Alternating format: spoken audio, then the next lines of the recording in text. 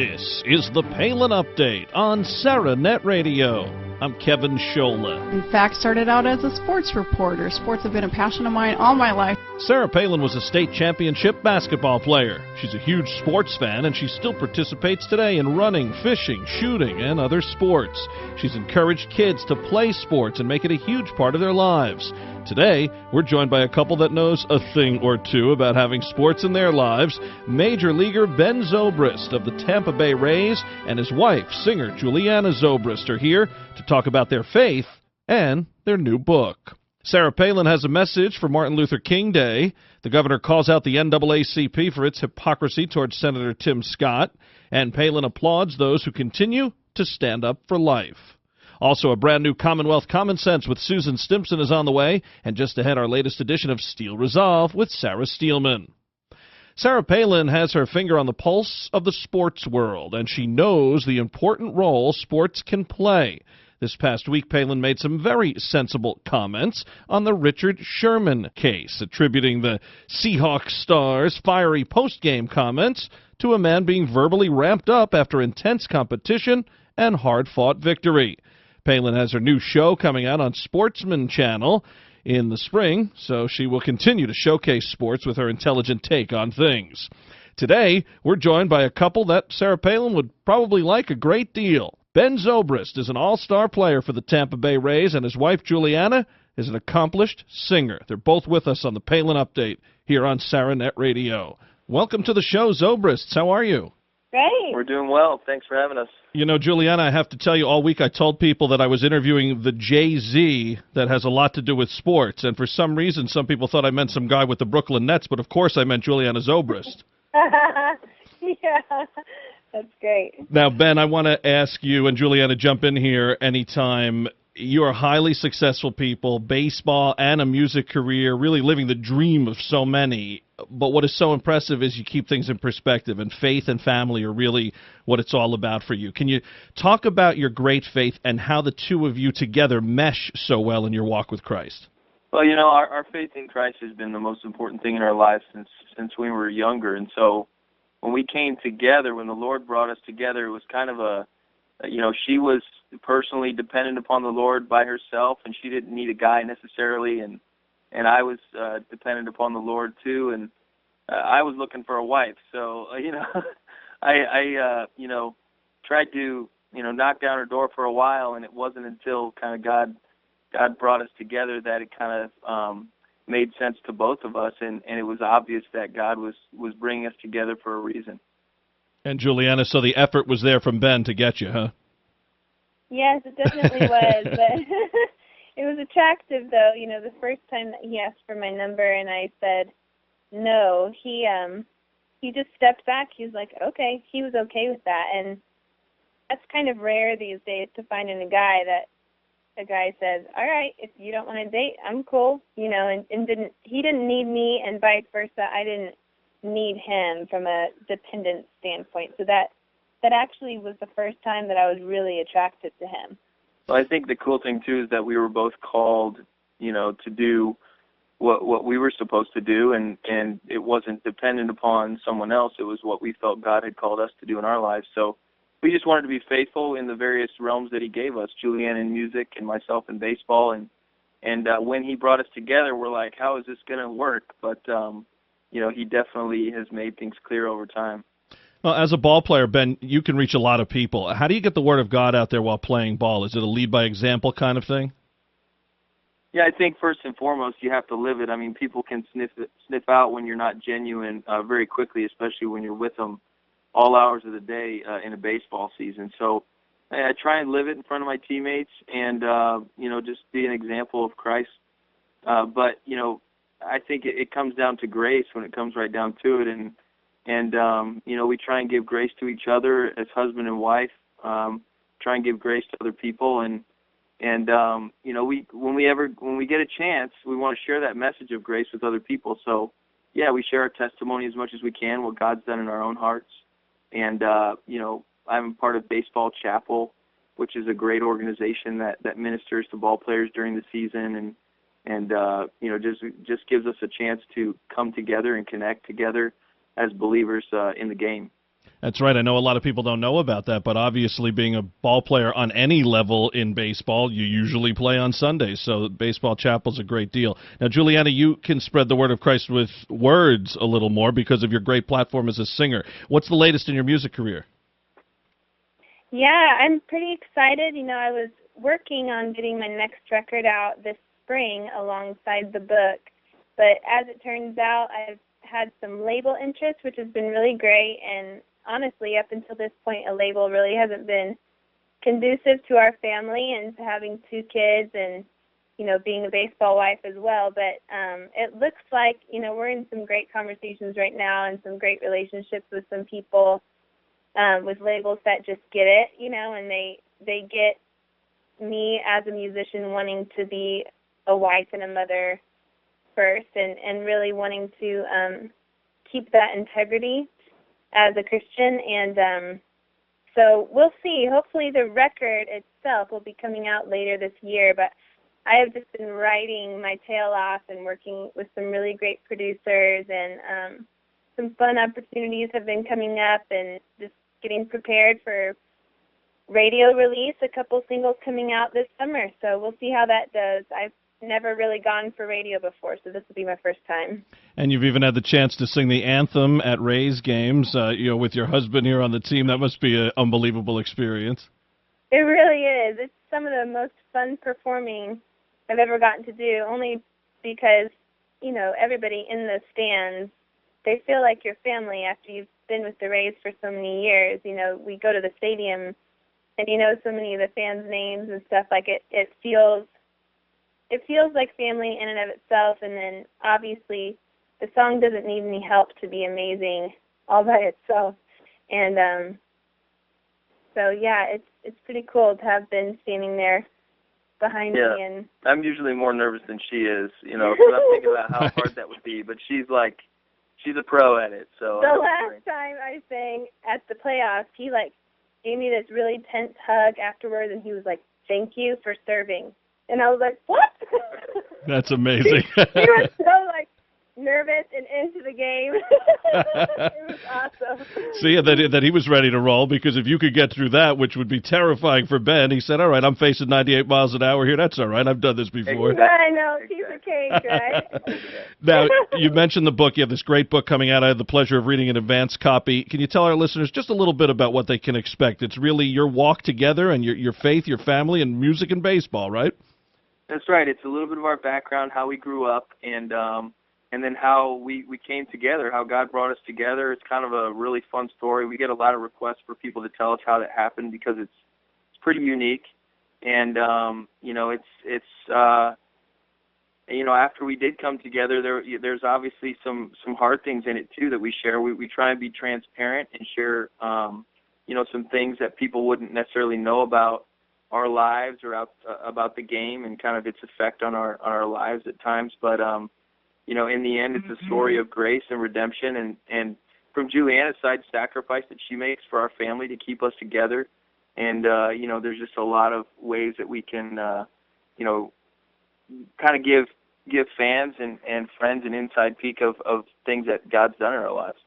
Well, I think it really does bring the reader close to both of you, and really your love for each other and your kids, and most of all Christ. It comes across very vividly, so those who will be able to get their hands on it right around when baseball season starts, we certainly recommend they do. Now, Ben, it is the off season, and many major leaguers do many different things when they have that precious time off. You have a very long season during the calendar year. You've used that time to do some missionary work in the Dominican Republic?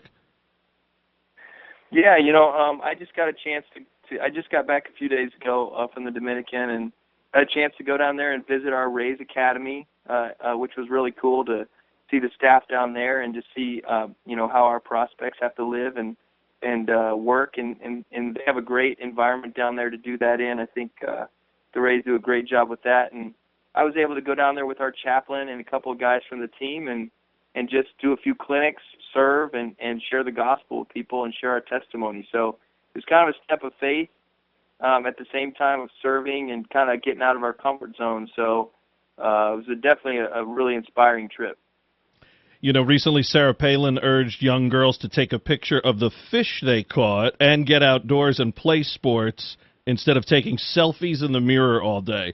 Julianna, I want to know, what do you think of that as a woman? And Ben, as a ball player, is that good advice for kids to get out there and play? I mean, definitely. I've always said the best type of preschool or school in itself is to get outside and get dirty in the dirt. So, I mean, image is a struggle that every single female and identity for sure, male and female, no one's really exempt from that. It's a struggle that we all have, and I think she's right. I think getting outside can definitely open up your eyes to the world around you and to other people around you. And, you know, at the end of the day, it comes down to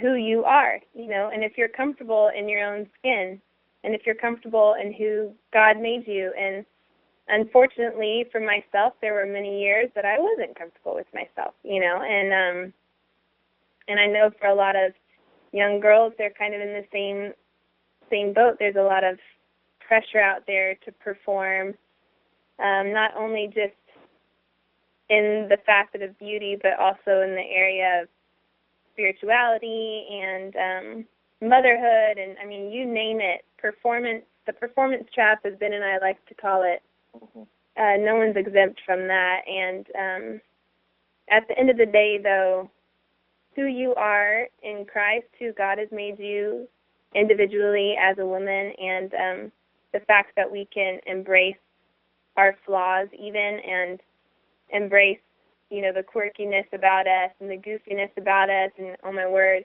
if you ever get to meet me, you'll find out there's a lot of very weird things about me that over time, you know, you just come to appreciate and love, and see that God's hand is upon you, and you use those things to glorify Him. And Ben, you're a guy that kids obviously look up to in the world of athletics. So, you know, sometimes time to put down, say, the video games or taking the selfies, as Palin mentioned, and getting out there and playing ball. Yeah, I think it's huge. You know, I mean, we with our little kids, we have a 4-year-old boy and a 2-year-old girl, and we're trying to get them outside as much as possible. You know, and even to the point where our 4-year-old doesn't even want to wear a coat when it's like 40 degrees out, and I'm like, okay, you know what? Just get outside. I don't care as long as you're outside running around, staying warm. I mean, I just think it's so healthy to get outdoors and play outside and use your body and be mobile. You know, and you know, it's hard to cut down on that TV time, the video game time, and whatnot. But it's so healthy to get out there and experience the outdoors, for sure. How can people learn more about what's going on with the Zobrists? Because there is so much going on. Yeah, we have a website, www.thezobrist.com, and then you can follow us on Twitter, which is at the Zobrist, and our Instagram and everything. We try and keep everything together because we do so many events together, and we really, at the end of the day, are really fighting for very, very distinctive careers to mesh into one family, and that's hard to do. And as much as social media is a part of our world today, it's important for us to keep those things together. So where you find info about Ben is where you'll find it about me, and vice versa, and, you know, we like it that way. Double Play, though, is the name of the book, and that'll be, you can pre-order it right now on Amazon, but that'll be coming out very beginning of April. Double Play, faith, family, music, baseball. You can pre-order it. You said on Amazon.com, correct? Yes, and then it'll be available at any bookstore. All right, great. Well, we hope to talk to you again when the book is released. And, Ben, for those of us on the East Coast and really much of the country, just talking to you today, well, it makes the cold and snow even rougher because we know baseball's kind of around the corner, but you wouldn't know it by the weather. Right, no kidding. Well, we're looking forward to another great season. And, Julianna, good luck to you with all of your great work. Thank you so much. Appreciate it. Cool, thanks. For more on the Zobrists, go to thezobrists.com. That's TAGZOBRISTS.com. The great Martin Luther King was remembered this past week. Sarah Palin posted online King's famous quote, "I have a dream that my 4 little children will one day live in a nation where they will not be judged by the color of their skin, but by the content of their character."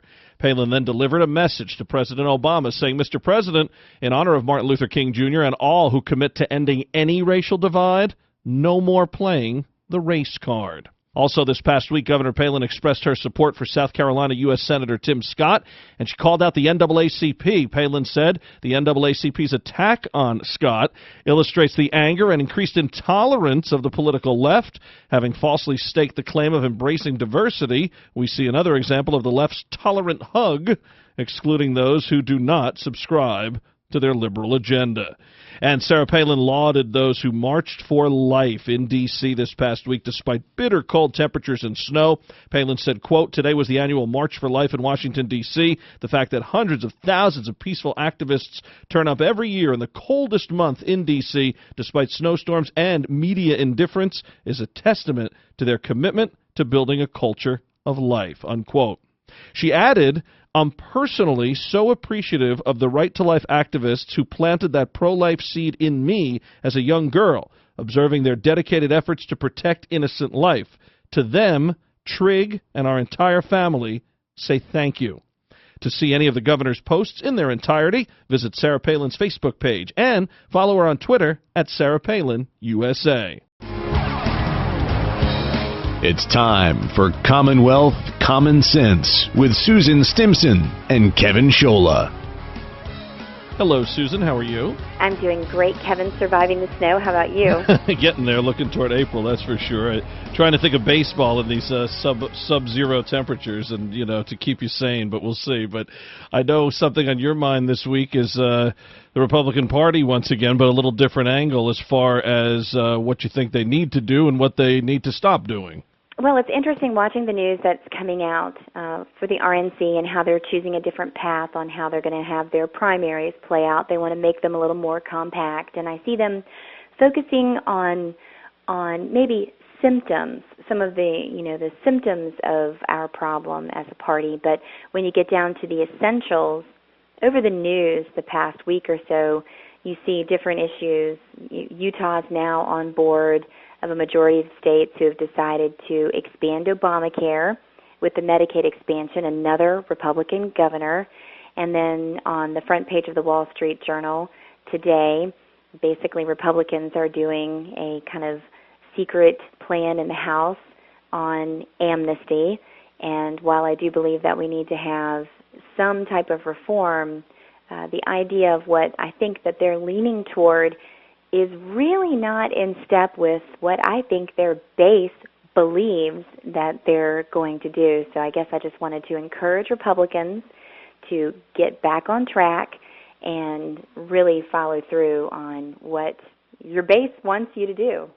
Yeah, I mean, what happened here? I mean, is it all a product of Obama and, the tone that was set, if you will, during McCain, and then again with Romney about, treating him with kid gloves for whatever reason, and now this has expanded and morphed into them thinking, well, the people have spoken, they like these policies, when we all know that's not true. I could never imagine this being the other way. I mean, imagine if there was a Republican control right now and they were passing, say, anti-abortion issues or traditional marriage issues or things like that. No way would the Democrat Party just sit back and take it. I guess what I have thought on this, either they don't believe what they campaigned on, the people that we have who are in power right now, or they don't care. They basically don't care. They're looking at maybe some poll numbers and it fits into what they want to do and they just don't care. But either way, we're getting the same results, and I think that's why we're continuing to see a struggle, within the party. Just wanting our leaders who are in charge and have the authority to get back on track and to actually fight for what they say that they believe in when they are campaigning. Right, that's the big point. I mean, if they don't care, fine. Tell us you don't care when you're running for office. I mean, so many of these people, as Governor Palin has pointed out so many times, they ran on defunding Obamacare, and then as soon as they were told, oh, well, you can't really do that, they said, oh, okay, but vote for me anyway. We've talked about this again and again and again, but, people need to pick up on this because while Ted Cruz and Rand Paul and Mike Lee and a few select others in the House are fighting against this, you have so many that call themselves Republicans, some that, without shame call themselves conservatives, and here they are just playing ball with whatever the administration and whatever the Democrat leadership wants to do.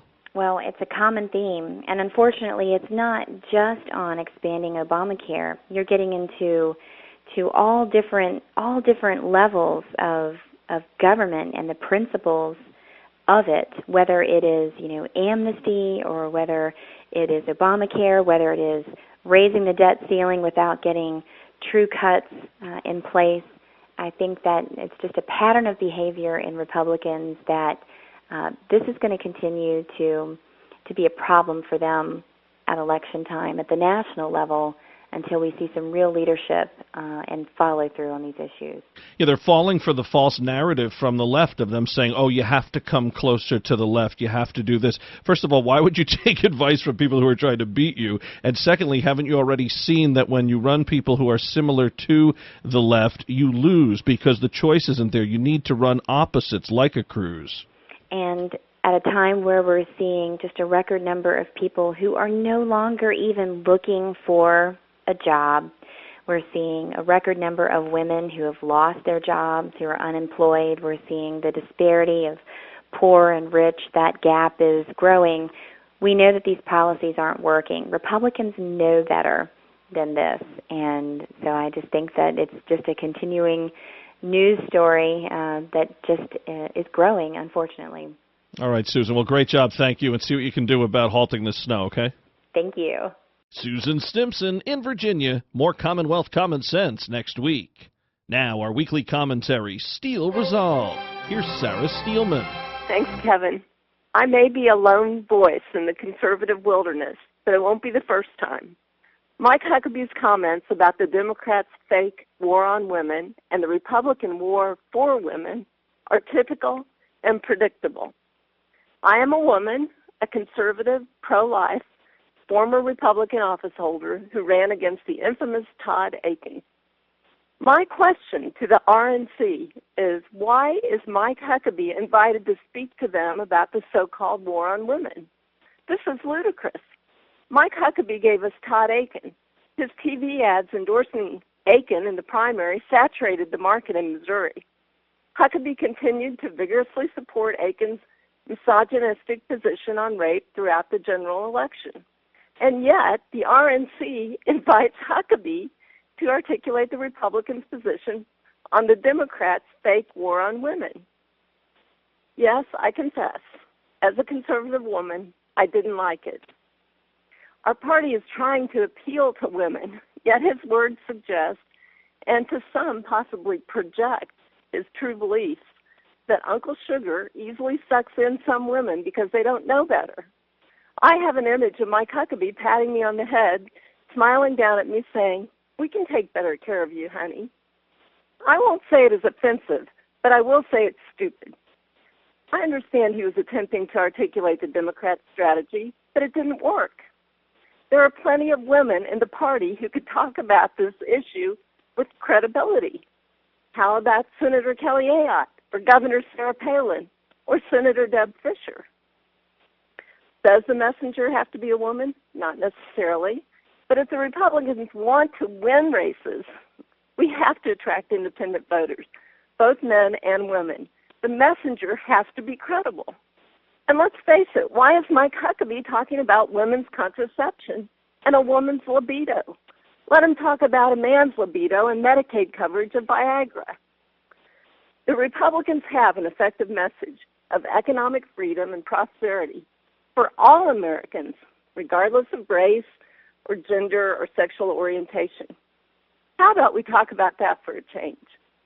This is Sarah Steelman for SaraNet Radio. Tune in again next week for another segment of Steel Resolve right here on the Palin Update. The Palin Update, including Commonwealth Common Sense and Steel Resolve, is on demand and available for download. So just head to SaraNetRadio.net, pick the show you want to hear, and you can listen anywhere, anytime. Well, that'll just about do it for this edition of the Palin Update on SaraNet Radio. Visit SaraNetRadio.net for continuing coverage of Governor Palin. Also, follow along on Twitter at SaraNet Radio, at Kevin Scholla, at Susan B. Stimson, and at Sarah_Steelman.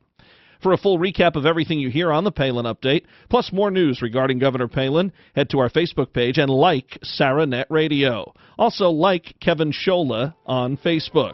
Palin Patriots is our feature on SaraNet.net. There you can check out the writings from our great panel of contributors, including Bader Carmount, Dan Bongino, and Martha Zoller. And I'm doing some writing for Breitbart News. Just go to Breitbart.com and search Kevin Scholla. I want to thank Sarah Steelman, Susan Stimson, and everyone here at SarahNet Radio. Thanks to Ben Zobrist and Julianna Zobrist. And thank you for listening today. Please be sure to join us next time for another edition of the Palin Update. I'm Kevin Scholla. Have a pleasant day.